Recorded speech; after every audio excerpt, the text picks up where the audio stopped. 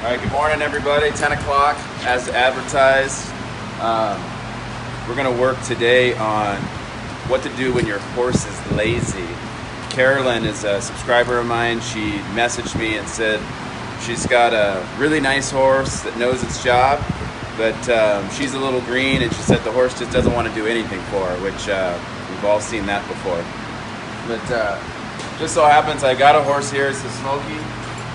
Happens to be a little lazy also. I'm going to take you out. I'm going to show you what to do. What's so great about this with the Facebook Live is, you know, I'm so short on time with training and showing, and I get, you know, people asking for me to do things. You know, what about this horse? What about that? Or can I come ride?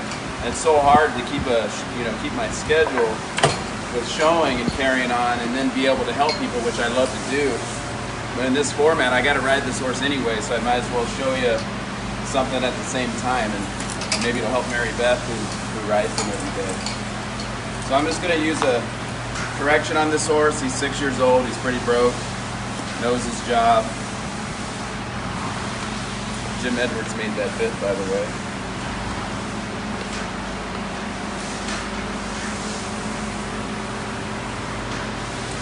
Get a chance to see my cross guys.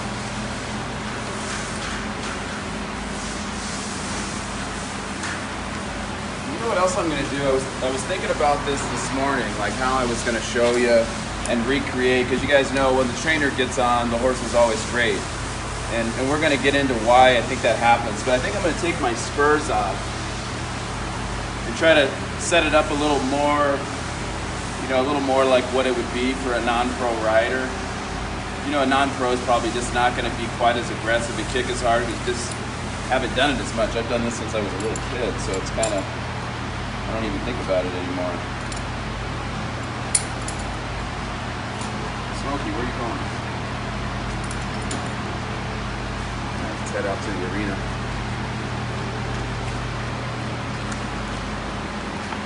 Coming? Yep. I'm behind you.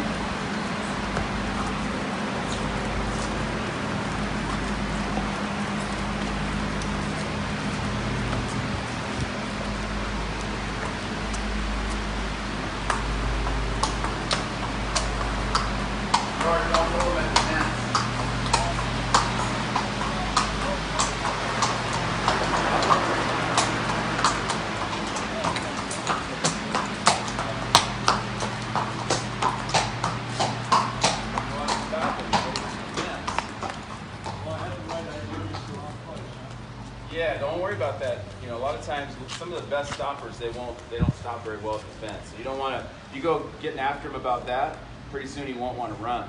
He won't get free because he's worried he's going to get in trouble over there.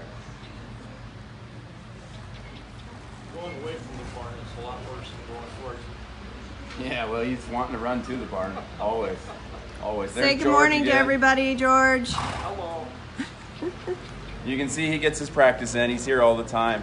He's got to be a trainer by now. Like worship. So anyway, back to this lazy horse. What I think what happens, especially with a green rider, where you got to be honest with yourself. I think that green rider, you know, or inexperienced rider, you know, I'm telling you, your trainer's telling you, come on, go faster. And you're moving your legs and you're kind of going through the motions, but you really don't want to go, is what I think what really happens. It's been my experience. You know, that.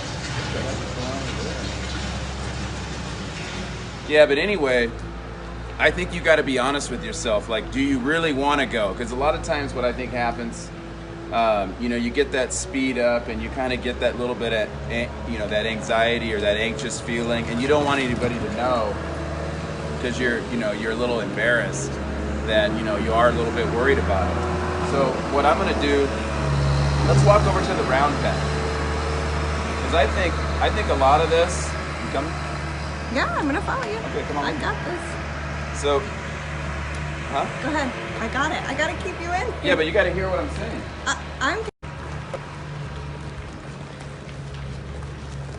George, gonna look fire me straight as ahead. a- Don't look over at me when you're stopping. In the middle of your slide, you were looking over. I want you to tell me I was doing good. That's why I looked at it.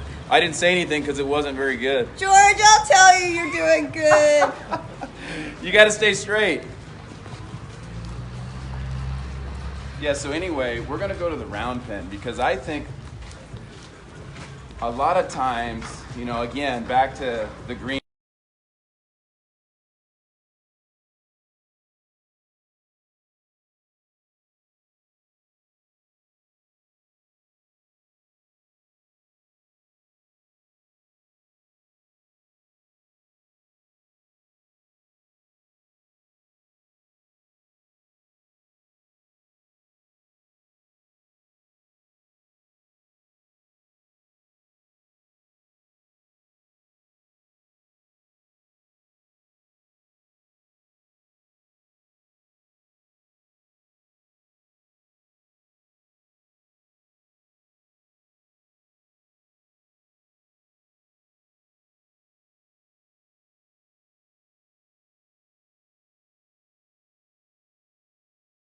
You know, they both are kind of, they're not really doing what they're supposed to. You ask them to take the trash out, they don't really do it or whatever. Then you know, you have that day where you snap, right? You snap on one of the kids and you get after them. They had it coming. And then you look up and the other one that wasn't even involved is all of a sudden, you know, done his homework, he's fed the dogs, and you know, he's sitting there quietly doing something that he doesn't normally do. And all that was I think, you know, that kid saw, oh man, you know, mom really can bring the heat, and I better toe the line because she might be coming for me next. So what we're gonna do in the round pen here, and this really takes the time to do this stuff because it takes a lot of time. Close this up. But we're gonna go in here and just experiment and see if we can recreate this. Because let's think, you know, if you're on the horse and I say, all right, you know, Carolyn, over and under him or something, get him moving forward. Well, usually the first thing they do, they maybe, you know, they're gonna speed up for sure, but then they might jump around, they might kick out. And that's, you know, that could be, you know, that could be scary, you know, that could be dangerous. So what if you came in the round pen here? Because I'm telling you, everything's related, whether you're on them, on their back or on the ground. The minute you go to get them out of the stall, that's when you're teaching them something, good or bad. What I'm going to do here is I'm going to send this horse out, like if Carolyn was here, I'd have her do this.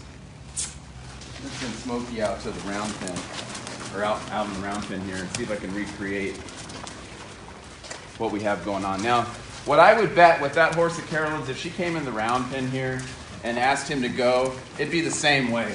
She'd have to chase him. Of course, he's probably going to be pretty pissed, but she'd have to meet Mary Beth here actually today.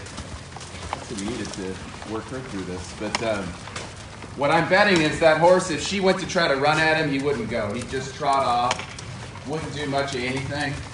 Now, I'm not saying you need to be Clinton Anderson in here, but what you do need to is make sure you establish the pecking order with the horse. You think about a horse out in the pasture with other horses, somebody's going to be the boss. You want to make sure it's you. So when you go to warm that horse up next time, Carolyn, come in the round pen and make yourself real scary for a minute. And I think you can be a lot braver on the ground, right? Because who cares if he bucks and runs, because you're safe, you're on the ground. And if you're not comfortable doing this, you're probably not ready to be riding, to be honest with you. This is not that hard. And what I'm looking for is that, you know, the least little move I make, that old Smokey gets moving, you know, really gets to running. And I'll back off here, kind of make friends with him again. Now he's going, look at it now. Now he's going, he wants no part of it. Which I want that. I want a little bit of that right now. And if you're having problems with the lazy horse, you kind of got to take it to the extreme of getting them to really move away. Respect your pressure, in other words, because we say, you know, they learn from pressure release. Hey, get out. If they don't believe you can put enough pressure on them,